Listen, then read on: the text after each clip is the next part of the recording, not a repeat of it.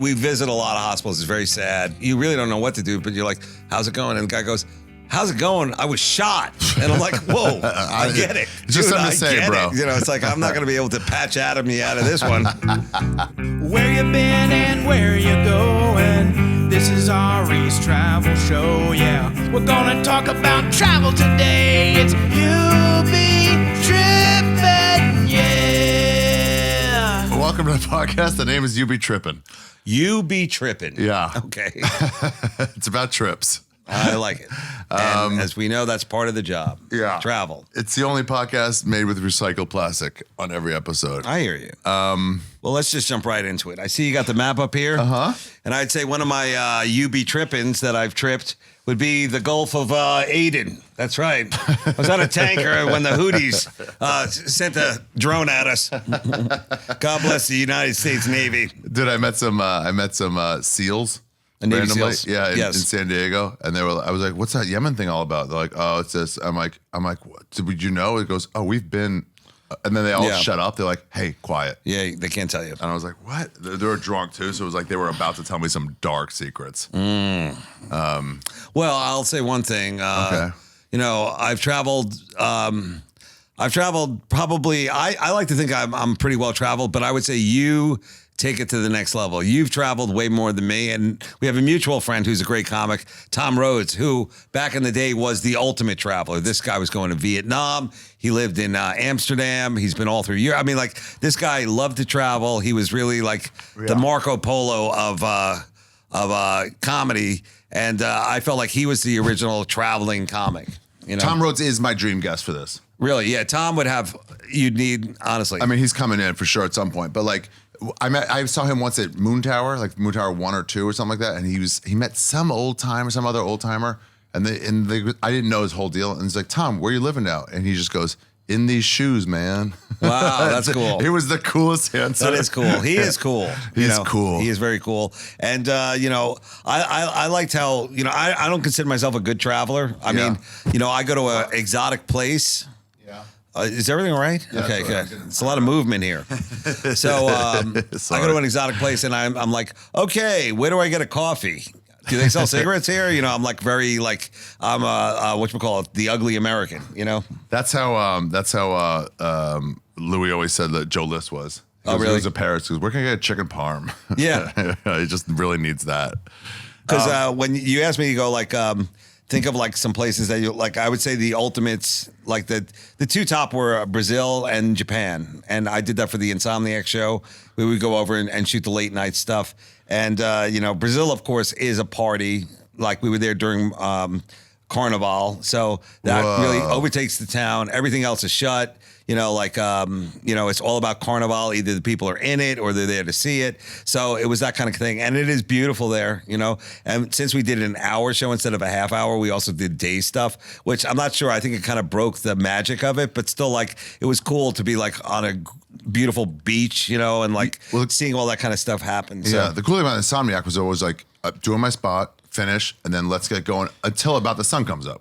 Yeah, we would go all night. Yeah. And it would take us, you know, a few days to do it because it was segmented, but it was all night for a couple of nights. And, you know, when people like always would go like, did you really stay up on it? It's like, yeah, we did. And we drank for real. And Brazil is definitely a party town. So like if you and your friends wanted to go a place for a week, that's the place to go. They're at that point, we're really into tourism. I don't know how they are now. And the exchange rate was really good. Yeah. Plus, you know, it's whatchamacallit, like, you know, it's one of those places where like they don't have as many rules as we do here, but that was years ago. So I'm sure like, you know, like, Portland, you know, like you could probably do the same kind of party in Portland, but without like the weather. There.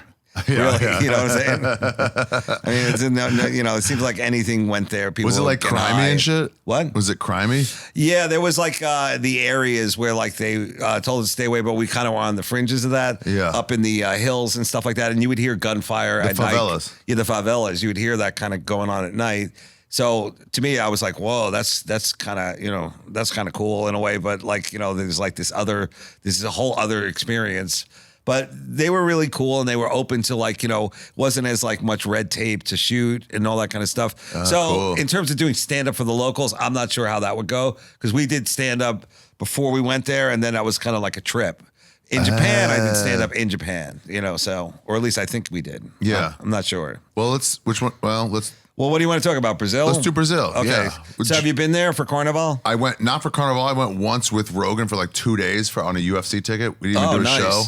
Because like there's no show here, but they're getting me a free companion ticket if you want to go. Yeah, well, I'm sure that was the beaches were fucking beautiful. So cool. The people are beautiful. I mean, like everything was cool. Like people are also laid back. It's like our whole like you gotta get stuff done right away. They don't got any of that. They're like on beach time. And the other thing that I loved is like I'm not a real foodie or anything, but the food there was real good. It was real like the what'd you have? steaks. Like we had steaks. We had I'm trying to think. I'm not a fish guy, but it looked beautiful. Everything there looked really really good. So yeah. And, we went to those churrascarias, those like nonstop bring you out food until you say, hey, I just couldn't possibly. They had that for sure. And we were there during the Carnival, but it was raining the whole time. So for shooting, we were losing cameras like left and right. They were like fogging up and all that kind of stuff. And, remember, this is like 15 plus years ago that like I assume now that we would have done it all with drones or something. It would have been a way different experience with the shoot. But, the crew was like, we were all drenched and like Eurovision was there and they're looking at us, laughing at us. So, but I had a great time. At least I could say I've been there, but going for work is so different than going like, I guess for vacation, Well, you're guarded. I mean, you're like not even guarded, but you're like people have like, hey, we're going to go to this restaurant. I made reservations for us. Yeah. Schedule. You're on a schedule. Yeah. Instead of like having to figure it out yourself. And then Japan, which I think, as a kid, I loved like, the whole idea of like, going to Japan and like, I was so interested in all that kind of stuff and, a lot of history and all that kind of stuff. And then when I went there, I realized that like, a couple things. One is that like, you're a giant. Well, it wasn't even that. It was just like the English, like they're very polite and very nice, but none of them really spoke any English. So it was really difficult to communicate. And this is before Babbel or any of those kind of like just speaking through your phone and like go back at them. And the other thing was just like, if you go to Japan, you got to love fish. You just got to love it because you're going to be eating it like 3 times a day. Yeah. And like, I'll nibble, whatever. But it really was like one of those like, whoa, what is this now? This thing's got a tentacle and this thing, whatever. Really, if you cut it the wrong way, you'll die. But if you cut it the right way, it's still pretty shitty. But I really, wherever you go, and I'm sure you know this now as a world traveler, that the expats follow. So, you could do a show in Japan, and it's a lot of guys who are there either for finance or just to drop out, like traveling around the world. And then their local girlfriends, so they bring them to see this thing. The girls have no idea what they're seeing. They're like, what is this? You think this is fun? Because this is like a guy talking. So now comedy's more universal, but back then I think it was really kind of a culture shock to seeing like, they didn't even know a big night. This is like fun, like he's not buying me dinner. Yeah, no, I have no idea. Like living in what's the longest you've ever lived in another country? Ecuador, 6 months. Wow, pandemic. And what? But also really wasn't living. It was like staying there. No, Israel, I guess. When I was in seminary, when I was in yeshiva. Okay, but Israel like, for 2 how years. long did it take you before you kind of like stopped thinking about here? Like, hey, if I was in New York, I'd be doing this. It takes me about 2 weeks. Oh, that's cool. 2 weeks, and then I'm like, especially if I go from one country to another country, then my last country wasn't America. My last country was some other place. Oh, I see. So now I'm like, in relation to Myanmar, I'm in Thailand. Wow. See, that's really great. I'm thinking about New York the entire time. I'm Wow. like, I gotta get back. I gotta go to the dentist. Like I wonder if that appointment worked. Does my phone work here? When you travel, are you like worried all the time? Well, I got like family, my mom is old, so I can't really leave the country now because of that. Like, but back then, I'm just not a vacation guy. Like, I'm not like let's have a You're fun. Really not. Like when I went to Hawaii, which was another instance, it's like I was sick, like from just being on the road, like just like road sick, and then I was like, drinking because I had to drink on the show and everything, and I was so like I think I had like a pneumonia, so I was like, but I have to go in the ocean because I have to tell people I went in the water here, and I was like, man, this would be so great if I wasn't like just feeling like I'm gonna die, like. But if I went there like on a honeymoon or something like that, I'm sure it would have been a better experience. I cannot imagine you going in the ocean. What did you have, like a trench coat bathing suit? No, I roll up my pants and put my toes in. No, I went in, but I know people that love to travel and that they're always going to Mexico. How cool it is down there and everything like that. And like for me, I guess all the travel is blurred together because of the whole like the flying and then if you have to go through customs and all that kind of stuff. To me, that's so much work that like it would have to be like I'm headed to like Legoland or something, like something bigger than just the place. Yeah. But I love, cultural, country, history, all that kind of stuff. You've been throughout the Middle East, right? I went to, one trip to Israel, Jordan, Egypt, and Turkey. Hi guys, just breaking in to let you know that I'm a stand-up comic and I have live stand-up comedy tour dates coming up. First and foremost, I'm taping my new special April 26th and 27th in Washington, D.C. at the Capitol Turnaround. You can get tickets at arishaffir.com. April 27th, first show is sold out.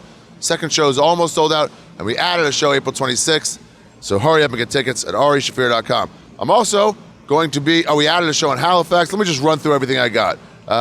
Starting today, I guess. Grand Rapids, Michigan, Detroit, Michigan, Toronto, Ontario, Canada, added a second show on April 6th. Halifax, added a second show. First show sold out, April 11th. Ottawa, I think it might be sold out. Rutland, Vermont, so many tickets available. Huntington, New York, at the Paramount, April 14th. Austin, Texas, 420. Come on down for that. And Washington, D.C. at the Capitol Turnaround. Also, I'm doing my storytelling shows in Los Angeles, May 9th and 10th at the Comedy Store. And I got a whole freaking Australia run starting May 17th in Melbourne and finishing June 1st in Sydney. Go to arishaffir.com for tickets. And don't forget to watch Dave Attell, Hot Cross Buns on Netflix right now. Went up to number 2 on all the fucking people are watching all over it. It's hilarious. We watched it on the tour bus, and it's absolutely hilarious, and you guys love it. Hot Cross Buns with Dave Attell. Let them know how you feel.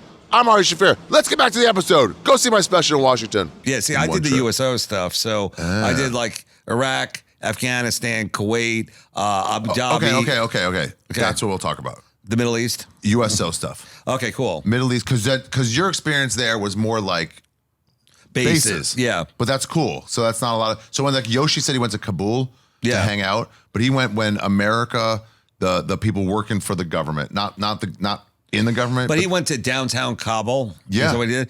And he said, they said, bring booze. That's all you can bring us is bring 2 bottles of Jack, and we have a bar for a week. That's amazing. Yeah. And he goes, it's gone now because they pulled back. So for Kabul sure, is now no longer that city. That's a cool experience. Yeah. And Yoshi's another world traveler guy, another comic that we both know, very funny guy.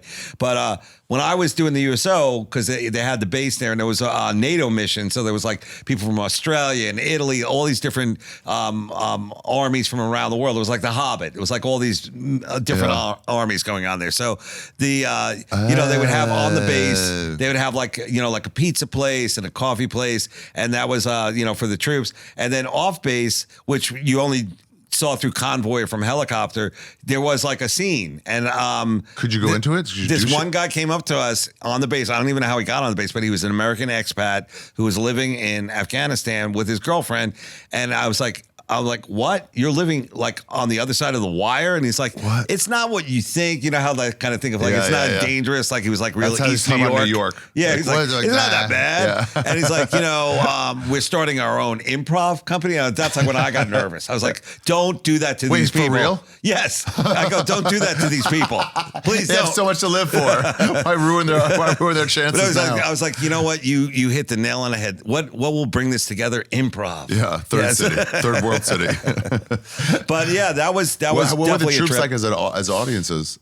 To be honest, I think a lot of it is like, I'm not famous enough and I totally get it. Yeah. And some of them were super fans. A lot of them were like guys who wanted to be comics, So, no, really? But the hundreds that would be at the shows, they really want to see like a fighter or like a NASCAR guy or a rapper or something like that. They want to see somebody who's really famous, and I don't blame them, but they were good enough to me. And I think anything that broke up the monotony of just being there. And remember, the majority of the people at the base are the support troops. They're the ones who run the stuff. They're the mechanics. They're the guys working the guard towers, the forward ops, the fobs, like those are harder to get to, but we did 1 or 2 of those. But I would say that when I'm trying to think, like there was a lot of legendary USO performers from Bob Hope through today's times where like they could do whatever they want. They had a blank check like, hey, I want to go here and there or whatever.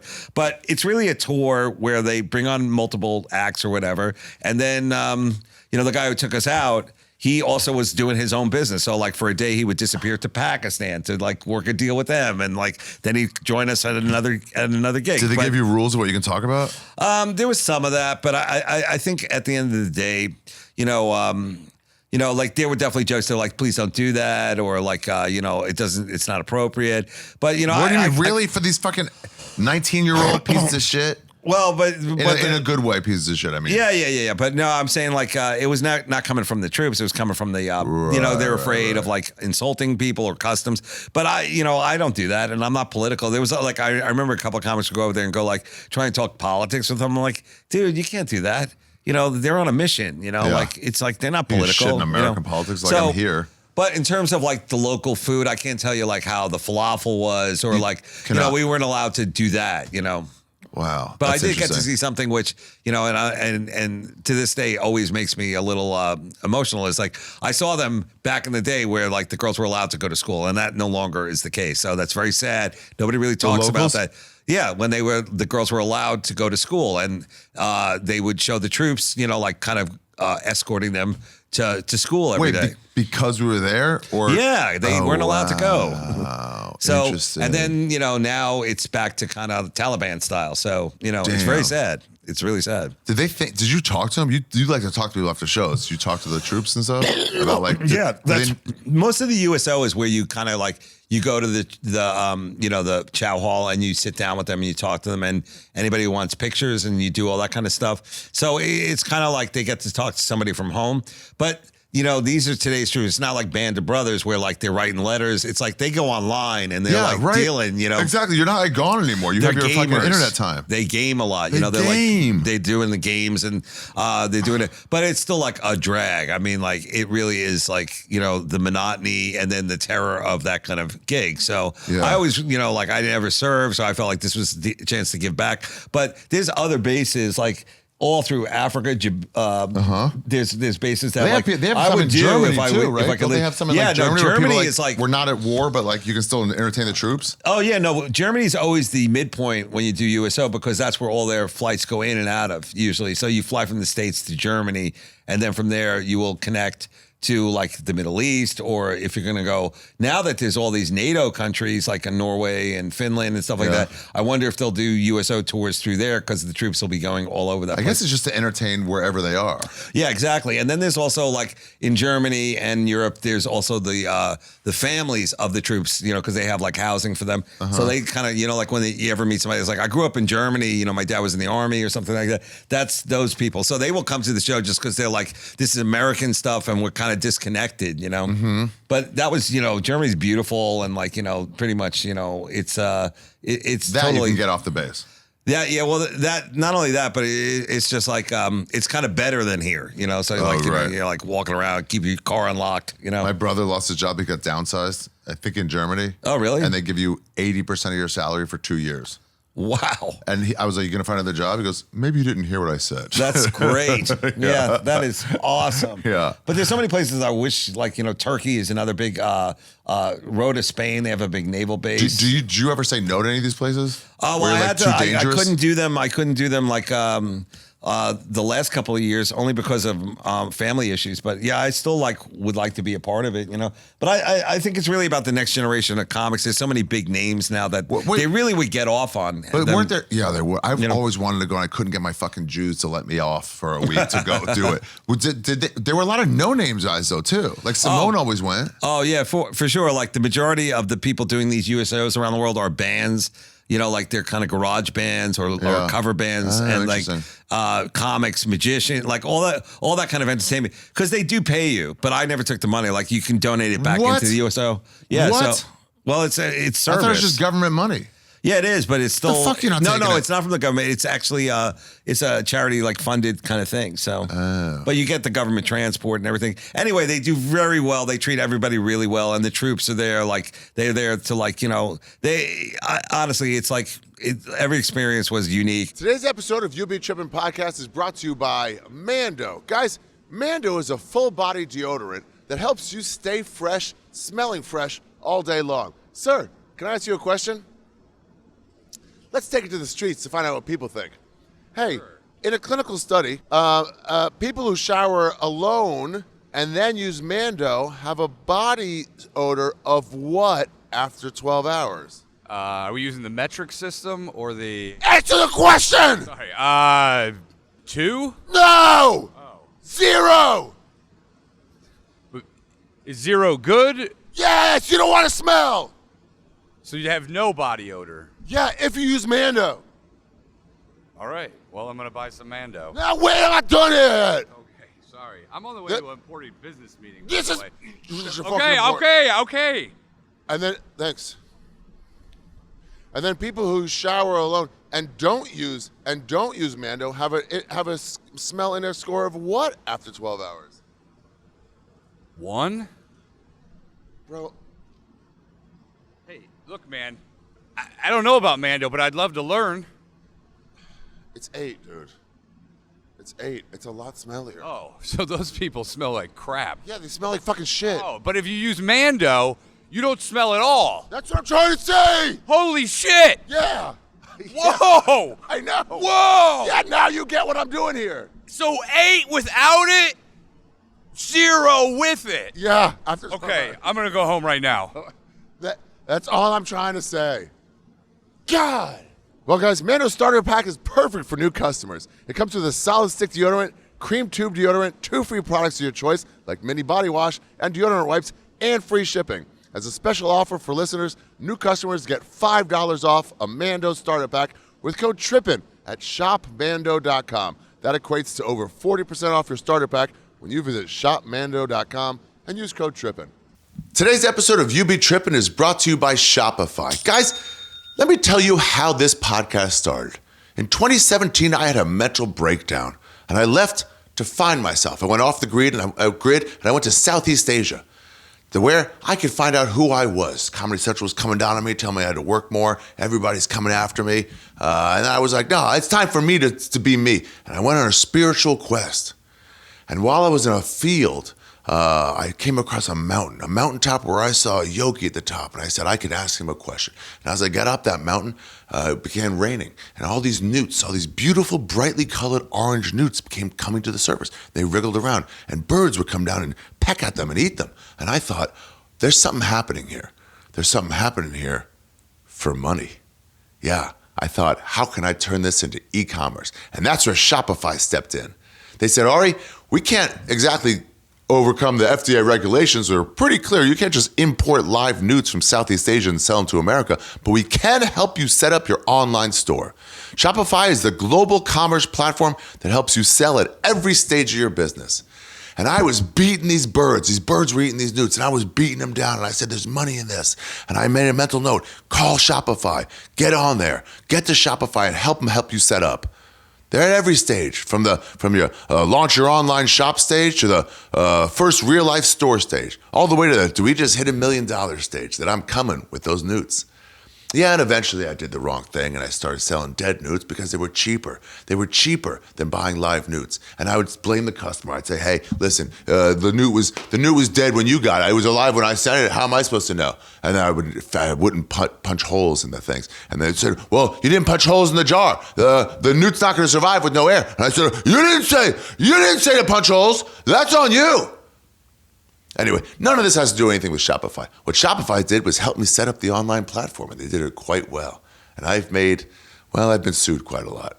I've declared bankruptcy, but I made millions of dollars before that happened. It's all gone to the victims now. Not the newts. The newts actually are the victims, but they didn't get any money in this. Anyway, the point is, check out Southeast Asia. There are these beautiful orange newts. People ask me, Ari, did you ever get up to the yogi and ask him a question? I said, yeah, but I was so overcome then with making money that I just said, hey, what's the best online platform for selling on your website? And he said, Shopify.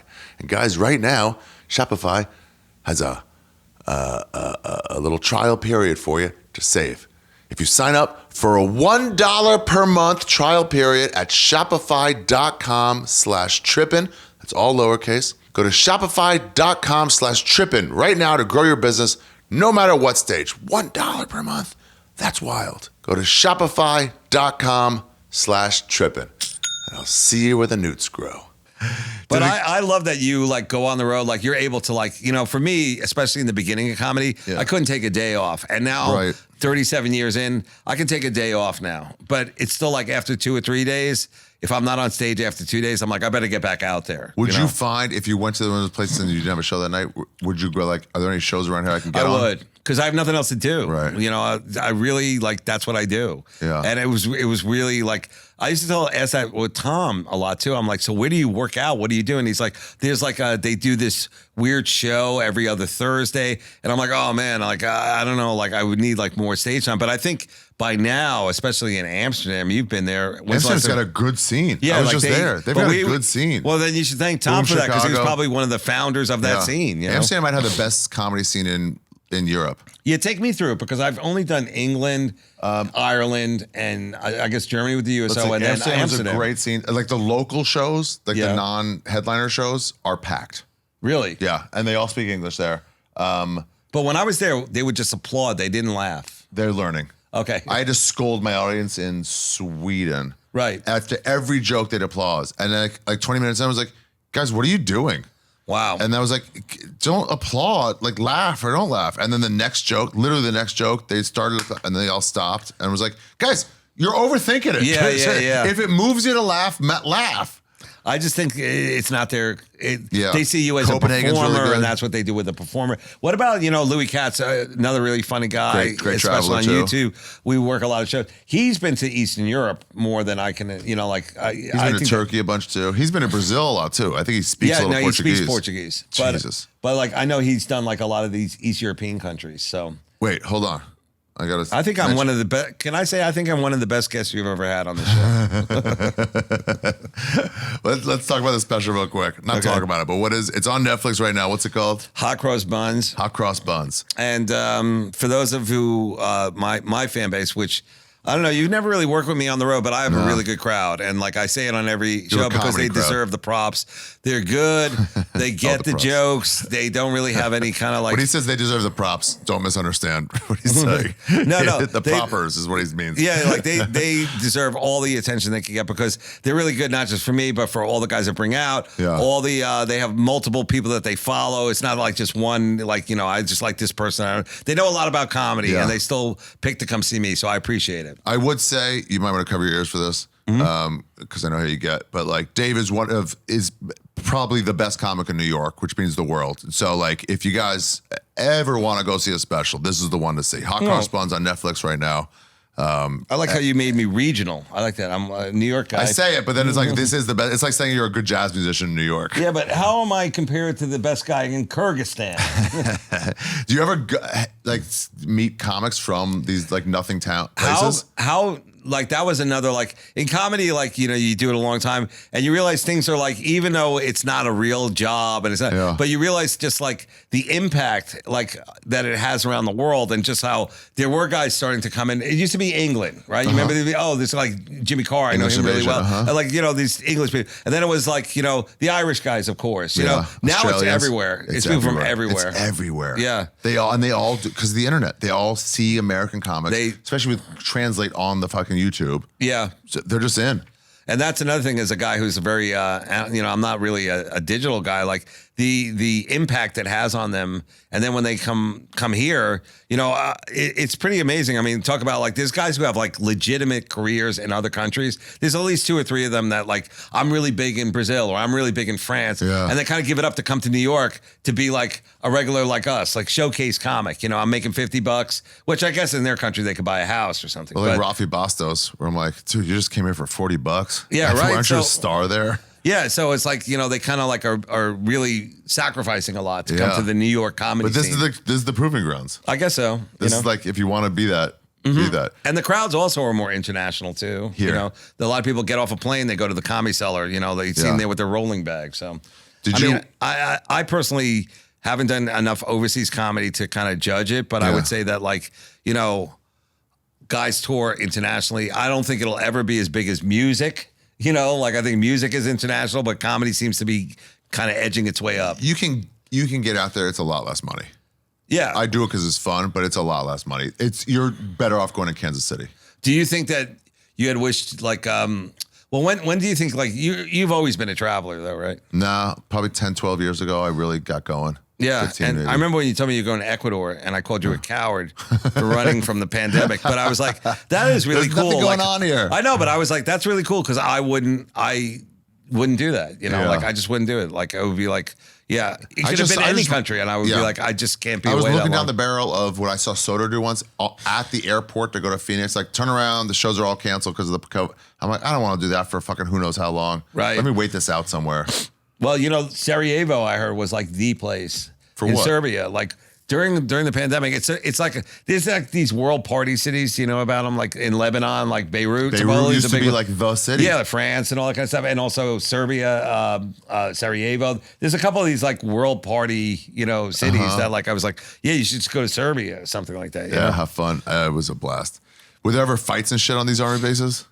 No, you know what? A lot of them, they're not allowed to do any kind of drinking or anything like that. But in the ones where there was drinking, you know, it was just a lot of talking mostly. Just like, you know, they're disconnect because a lot of them are deployed, you know, for so long. Like, you know, it's almost like, do you watch this show Seinfeld? You know, it's like, yeah, 20 years ago. It's like, sorry, buddy, We just got it. you know. But now I think with satellites and all that kind of stuff, they're kind of up on it on everything. But it's also you get to meet like those kids that like, you know, when they bring their whole family and you're like, why is their whole family here? It's like they just have nothing American to see. You know, like they want to see somebody from the America. You know, Oh, you mean here? You mean at the shows? at the shows, yeah, they would bring like yeah. a family. And you're like, I'm not a family act. I don't know what these people are doing here. It must be so fucking boring to be in like on a army base for 2 years. No, I think it depends where you are, but it's also like if you're in Germany, dude, that's Germany pretty would fun, rule. man. Yeah. You know, And then if you're like you have a week off, you're like, I'm going to Frankfurt. yeah, well, that's how they used to sell the military, which is like, you know, can you imagine? And then you See can the see world. all of Yeah, Europe. yeah. But you've also toured some of the, as a member of the tribe, you've been through Poland and Russia. Have you been in any of those places? No? Okay. Avi never let me do any of the fucking Israel gigs Really? because he was like, you're too dirty. But you did them. No, I never did. I've Oh, never okay. been there. Okay. And I also like, as a heavy smoker, Well, you got a lot your of this revenge. travel is crazy hard on us, you know, because it's like 22 hours in a tube. Dude, I was in Ljubljana, Slovenia. Yeah. They have, in their bars, they have smoking rooms. How cool is that? It was very cool. But you know, that was the thing about Brazil. Like we did it as a joke, but it's true. Like you could still smoke everywhere. I doubt you could now. Like Ireland, when Ireland went down, like we were there, I think just as they were trying to get smoking out of the bars and like smelling, it was like in New York where you smell a bar without the smoke in it. Yeah. And you're like, you really want this? It's off. It's just piss and fill and throw up. And like, I was like, I can't believe these bars are hundreds of years old. Yeah. And I was like, why would you guys ever quit that? But they were trying to be all healthy, you know? I was talking to someone about the cellar, and they were like, she was like, oh, I've been there. I'm like, it seems like I should be smoking there. She was like, yeah, it really Oh, it does. used to be so where it's like, smoky in it there. seems like you would put up with it for one night. That's your clothes smelling like shit for Oh, one for night, sure. because it would go in here. Well, I think that when New York went non-smoking, because I remember I was like, this is never going to work. There's no, but like everyone adjusts to it immediately. They still go to these bars, and now like you know, the sheds that they have and everything. Like the town is so filthy. It's like almost like going into a bar now is like going to a hospital. Like that's like, you know, the streets are just filth, and like going inside is like, you know, a little better, whatever. But now let's do what my friends always talk about. Like, you know, we all have rich friends, right? Yeah. So they're always going on safaris. Have you been on a safari? No. Monroe See, went I on think one. that's super privileged. by Monroe the went way. on for comedy. He did? Yeah, he was went to, I think, Nairobi for comedy or Kenya. And the guys that running the gigs like, do you want to do a safari with your wife? And they were like, sure, okay. And it was all these like 65-year-old well-to-dos. And then they kept looking at Monroe like a young black. And it was like, what do you do for a living? He's like, yeah, I'm just a comic. Like, have you got anything I know? And he was like, no. And they were like, waited for like another day. Like, how are you affording this? Oh, yeah. Like, this Check cost his us credit. a whole year's like retirement. He goes, it's a free trip for me. Well, yeah, that's another thing. Like, I've never felt that need to like go on a safari. But I've had friends that have done it, and you know what they do? They show Been to you the the Bronx. pictures. Like, Yeah. look at that. I was like, yeah, that's an elephant, right? And what's this? Oh, look at a tiger. But then they have to explain how close they were to it. Yeah. Like, it was. I mean, like this thing was like right there, and I'm like, okay, so yeah, you were really close. It And does- then what else? does- You know, I mean, that would suck if you had to go all the way to Africa, and now you're looking at them through glasses. I mean, I could do, you know, turn on my TV. But I guess that's another part of me. It's like, yeah, I'm not that into that. You know. Yeah, you were just really not into it at all. I think I'm dead inside, and I think it's sad. I think you might be. I mean, I used to camp all the time. I was in the Scouts, and I know you guys do all this kind of like outdoor, like you do skiing and camping. And Yeah. isn't that what you do? What happened? I just got over it. I just like it One was. bad I breakup always in loved 10th grade? packing. I love packing for camping. Like when I was in the Scouts, it was like, okay, I'm going to need this, and But then when we get out there, I was like, okay, it's raining. We're cooking bacon again. We're high. Like we get high and everything. It's like, enough. okay, this is cool. Yeah. And now we have to get back. And then my mom would take all that clothes off. Don't bring it in the house. Whatever. So yeah, I'm not a fun date. You got any tips for travel? I do. Yeah, pack light. Boom, that's a good one. Pack light. That's a lot of people have that one. Here's also Build up, not down. Here's another thing when I whenever I go to a road gig, Yeah. I always have to buy like my even if I'm there for only 3 days or a week, whatever, foot spray. You can also use it on your mattress to look for bed bugs, so you can spray everything. No. Foot spray. Like you That helps spray you it in your bring out shoes. bed bugs? Well, whatchamacallit, it'll it should. I mean, like it basically, kind of force them to surf it. I think, they say that you Did should you make that up or did someone tell you that? Well, I think I've done that, so that's what I do. you found Anyway, any? it makes me feel better. So Okay, I'm not all going to right, say all right. that's Let's see what works. So that's it. That's a gray area one. And then what's the other thing? Put everything in the if it's got a safe, it's not safe, but use the safe. Like a room where like the safe doesn't work. Yeah. Have you ever had one of those? Yeah. Okay.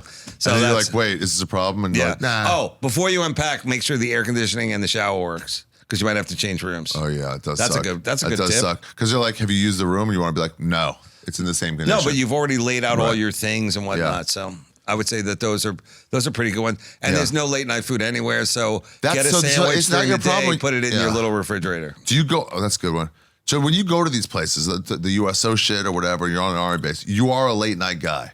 What the fuck do you do after 11? Well, I know a lot of guys who like the USO is awesome because they were like basically guys living in their car. So we go on these extended tours with the USO because they fed them, they paid them, and they gave them a place to stay. So they basically were like kind of like couch surfing That's with like the a time military. wow, So cool. I That's was cool. going to say, after the show, because I usually only eat like one meal a day, and I can't eat before I go on. But like when I work with Louis, this guy's a foodie. He loves food. Yeah. But I have to tell you, like, I've never seen it so bad in terms of late night food. Like, there's a couple of towns that do it great. Like, I was in Vegas where you can still get some decent, really good late night food. New York.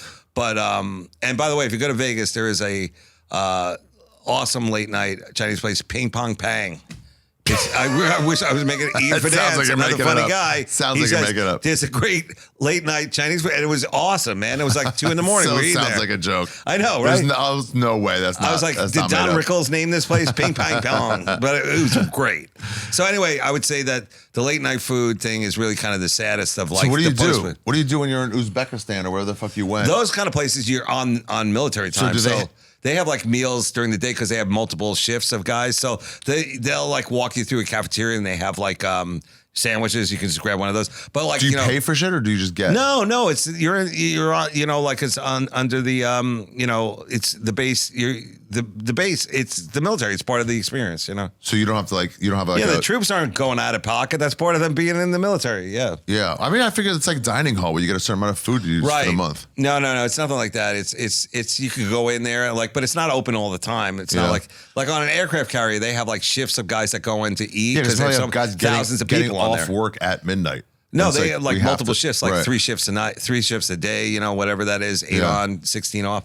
So, it's cool because it's military food. So it's like big. It's like, you want for eggs them. and waffles and all that kind of stuff. So I heard there was they used to have in DC I worked at Arlington National Cemetery and there was guys who worked Tomb of the Unknown Soldier, Yeah. Marines, but it was like the no, they're the cushiest job. army. They're the old guard, the guys who guard the thing. Yeah. All they do was do push-ups and play poker all day, and then it was like my shift. See you guys. I thought they have to be a certain height to be Maybe, but one they're of those just guys. bored waiting for their shift.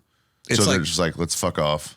Well, yeah, I mean, it's their downtime, but still, like, talk about like a hard gig. First of all, people are terrible.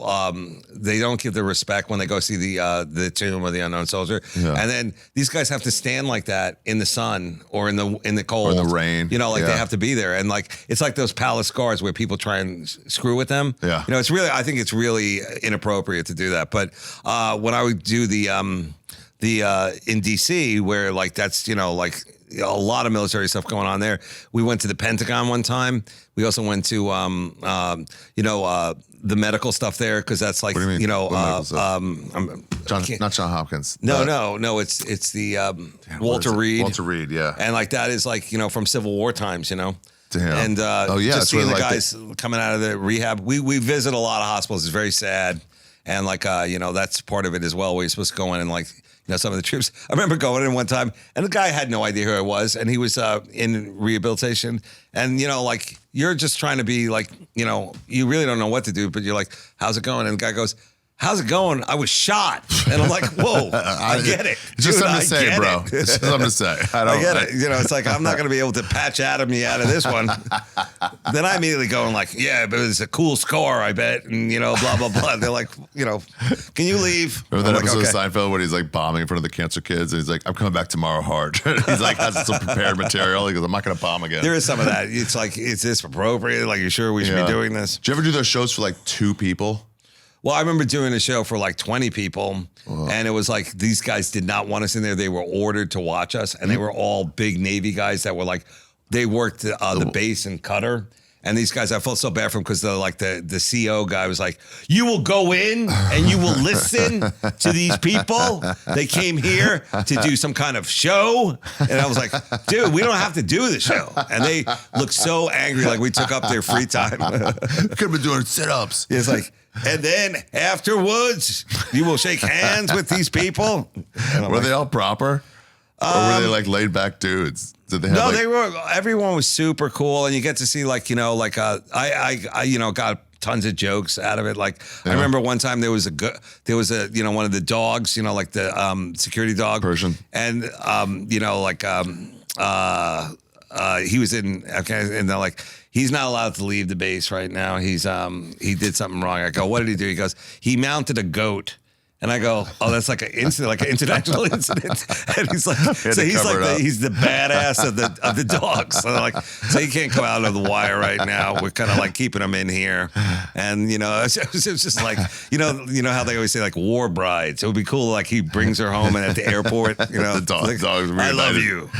So that was fun. And Simone said he did one where it was where he was entertaining them all, but then there was like a couple had to be on duty, like watching the border. Yeah. So he goes, since they couldn't be there, they're like the next day, they're like, can you entertain those 2 people?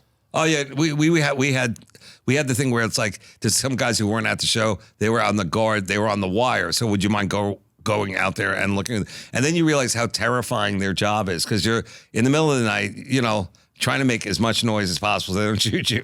So you're like, the CO guy, he brings you up to them and it's like, yeah, hey, how's it going? What's going on? And you're looking at total darkness and you're like, holy shit, this is terrifying, And it smells in there. They pissing in there because they can't leave. Where? In the guard tower. I'm talking really? like a Give him slit, a bucket. like a slit trench, with like sandbags around it. And like you're like realizing how you are a target right now because if somebody was going to blow something up, it would be that. It was the way in. Yeah. So, but that was, I mean, I can't say enough good about what they, the experience. It was really, I was very lucky to be a part of it. So who got you into it? How'd you do it? I just always wanted to do it. Like I really, you just told your agent like ask or you I for like a couple of Christmases in a row, like I went to them and then, there's a couple of charities like that I also were part of, but this isn't about me. I'm not running for Congress or anything like that. Yeah. I was just one guy of multiple people that do it. Actually, like all these like cheerleaders, like the Dallas Cowboy cheerleaders and stuff like that, they deserve medals because they're out there all the time. Like basically when they're not doing the games, these people are not getting paid for the games and they're also not getting paid for this, but they do it as like patriots that they go out, like they send out the squad to different places. I'm not even sure if they do that anymore. It's probably inappropriate to have cheerleaders on a base, but all the women I was always like, wow, this is like, pretty amazing how they have to fly. They have to do their makeup. They're getting the dumb costume. I mean, like, it's a lot more. Now where all the cheerleaders are like doing like the flashy dance and then they just get into fucking in Vietnam. They're like, God, rush them. Like they wanted it so bad. I think you have a lot of misinformation here. Could they get hookers? Could they fuck? I don't know. I do know that like, you know, in different places, like they of course go out to strip clubs and stuff like that. Like I've never been to the Philippines, but like Subic Bay during Vietnam was like legendary as like strip clubs and whorehouses and all that kind of stuff. But I would say that the majority of these bases, like in especially Europe, the guys probably don't have enough money to really enjoy it. But when we were in Germany, we saw the guys, all the guys who, of course, are guys from the United States. A lot of these guys are coming out of like Chicago, you know, Detroit, all these different places, and now they got like a hot German girlfriend, and they like, you know, they like the American truth. They like them there, you know. They probably love that they're there now because of the way things are going in the world. But it's just like, you know, these guys, it must blow their mind, you know, that these guys, like it's like, you know, back in in the hood, I was plus you know, not even a hood. What if you're in some small nothing town? And now same you're thing like, with Korea. Like I never did those bases. I wanted to do that, South Korea, you know, and I was kind of hoping after I did Hawaii that we would be able to go there. We couldn't figure it out. But you, dude, I mean, like, how many weeks a year are you on the road? 24 weeks of stand up and then more for other shit. Wow. Amazing. See, I feel I like try to limit it because I'll go nuts. Gotta have some home time. I honestly, like at to this work age, out. I'm like, you know, I can usually do about three weekends. It's not like 3 full tilt weeks, but 3 on and then a week back. But now, like, I don't feel like I'm really missing anything here. There's a lot of, you know, stuff you got to do here. But then the road itself was like, it's so difficult to get anywhere. Like, you know, you're talking about international travel. Like, that would be my biggest fear is that I'm over, like, even Canada. Like, I haven't been there in a while. Just, like, do the show, and then I'm stuck there, and I have to get home for, like, family or something like that, you know? I'm going to Halifax for the first time. Really? Yeah, in April. Stop bragging. Well, I hope you love Scrimshaw because you're going to get plenty of it. I hope you love caricatures of you as a... It's vicious. What else did you notice about these baits? Tell me another observation about these baits. I think I've told you more than you need to know. Some people would like, they'd be like, oh, I would never have expected that. Well, you go to the PX. That's the fun. Okay. What is that? You know, it's the PX is where they buy their stuff. Like toothpaste? Yeah, everything. Like some of them are super elaborate. Some of them are just like, you know, they got a couple of things. Like, you know, like when you go into a hotel, they have like that stuff. It's like super expensive. Well, now this is way cheaper, you know? But I remember when I was there, like, you know, you talked about like Vietnam, like Playboys and stuff like that. They have nothing like that. They had Maxim magazines. You know, that was like their kind of beat off thing. They probably don't have any of that, but these guys can web it up anyhow. They can get on the web. But I was like, you know, they have really cool stuff like you know, K-bar knives and like all these kind of like if you're into that kind of stuff, like gear, like brass knuckles. Yeah, it's like I need new knee pads because I'm going in I'm busting down doors and stuff. So they have like all that kind of stuff that I, you know, like it's always cool to look at. But yeah, you could buy, you know, like anything there, like a vacuum, like for something like it's their. That's so weird. It's their like store, regular you know? living. Yeah, and at the Pentagon, it was always like way cheaper. Like toothpaste would cost like 40 cents. Oh wait, I have the ultimate trip for you. Okay. I watched this on. I watched a lot of documentaries, but you know, actually, there is a comic, Dr. Ken. No, Dr. Jung? Out of Denver. Do Dr. you know? Zhivago? No, out of. Do you know a guy? The veterinarian out of. Oh, wait, he's a great guy. He's a great guy. Is it the one that does Wipeout? No, he actually does documentaries about like, you know, like he went to Antarctica or Arctica. Where was the one with penguins? That's north, right? No, south. Maybe. South. Okay. Anyway, they have a base down there where the people are there for like 8 months. Yeah. Okay, so that would be a cool like hit. They also have like, you know, you're there like for the whatever the winter season. Like this really hard to get people out. If there's a problem, they're gonna have to deal with it there. So that would be a place for you to go, man. 8 months in the dark, doing your act to the same 5 people. Geologists. Heard it. Yeah. More geology jokes. The ultimate special. Have you ever burrow for your poop? But that would be great for like where do you sell that special? Like, you know, Netflix. Definitely biggest special in Antarctica. Nat Geo. All right, Dave. Well, I was hoping to leave on a laugh. I laughed. It wasn't bad. Do you ever just throw a dart at the map and go, "Hey," and then just masturbate? What do you do?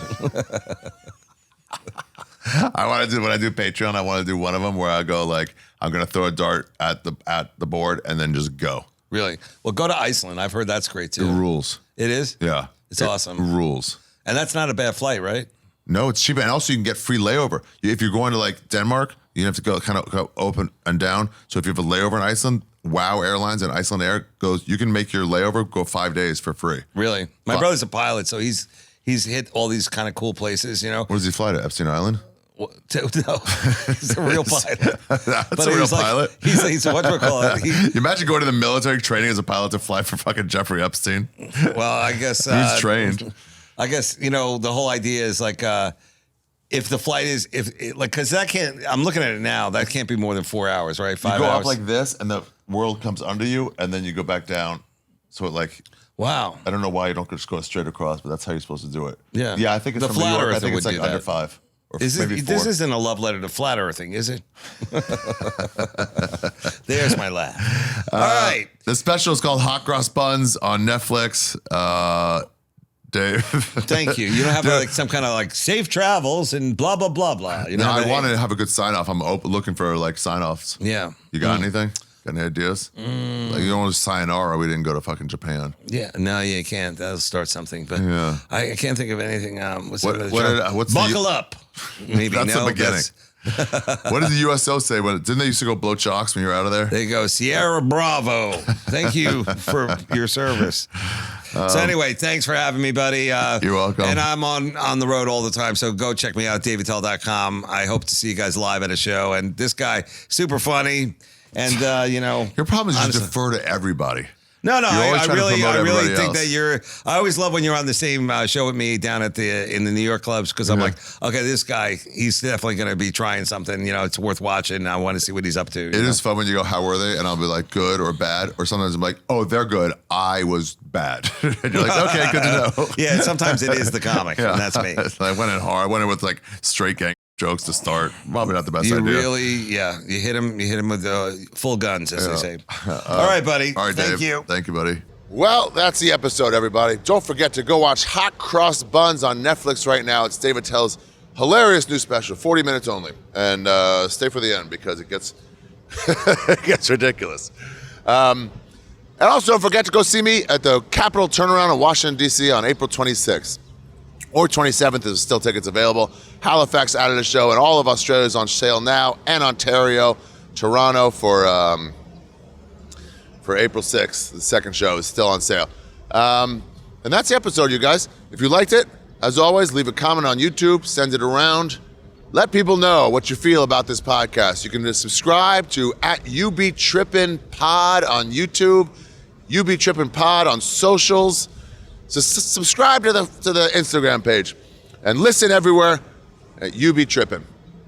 Guys, that's it. Hope you had a good time. Where will life take you next? Oh, I know. Let's do a fun outro. Guys, no matter who you are or what you love in the world,